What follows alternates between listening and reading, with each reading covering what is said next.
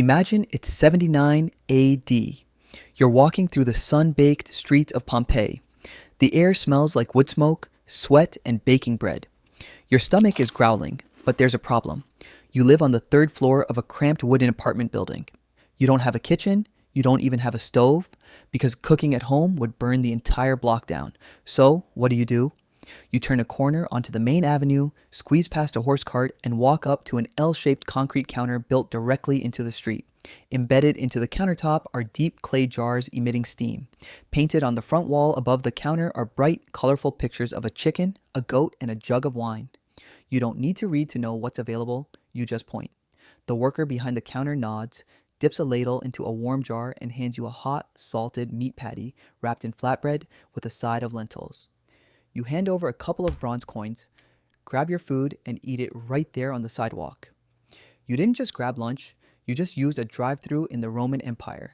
Most people think fast food was invented in 1950s America, a byproduct of cars, highways, and modern capitalism.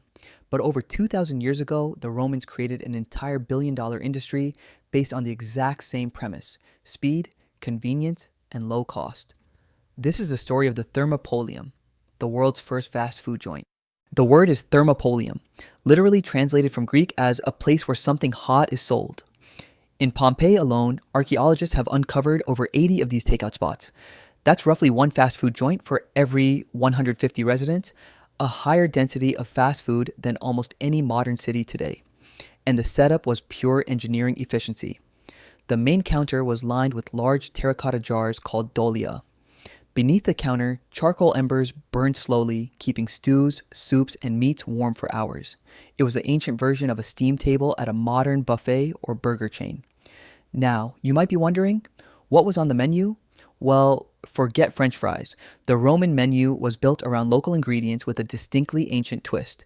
First, Icitia aumentata, the original Roman burger. It was a patty made of minced pork or beef mixed with pine nuts, pepper, and bread soaked in red wine, all wrapped in caul fat and grilled. Second, salted fish and stewed snails, fast, cheap protein for workers on the go.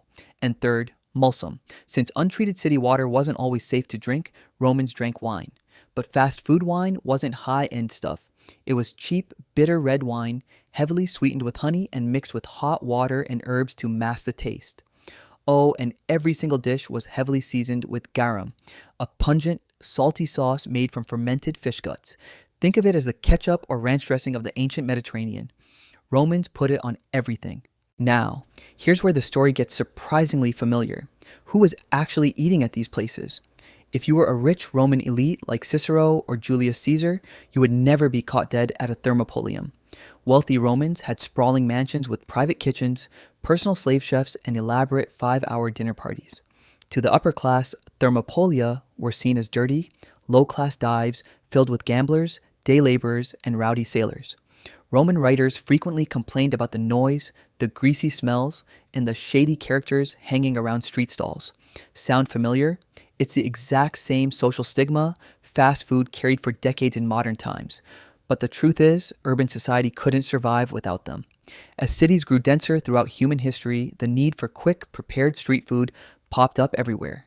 In 11th century Song Dynasty China, massive night markets served steamed byozi dumplings, fried noodles, and candied fruit to millions of city workers who didn't have time to cook. In 18th century London, street vendors pushed carts selling hot meat pies, pickled eels, and fried fish to factory workers during the Industrial Revolution, long before fish and chip shops existed.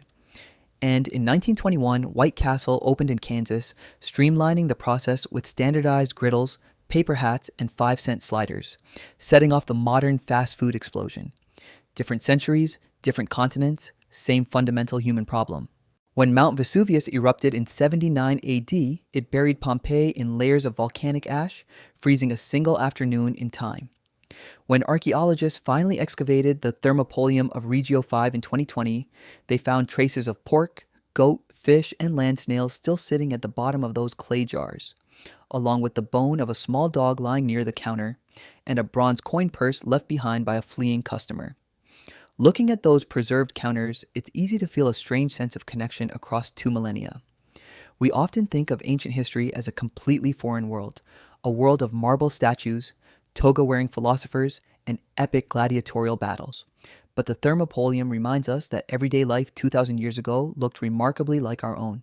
People had jobs to get to, errands to run, limited time, and hungry stomachs. Fast food wasn't created by modern corporations or drive-through windows.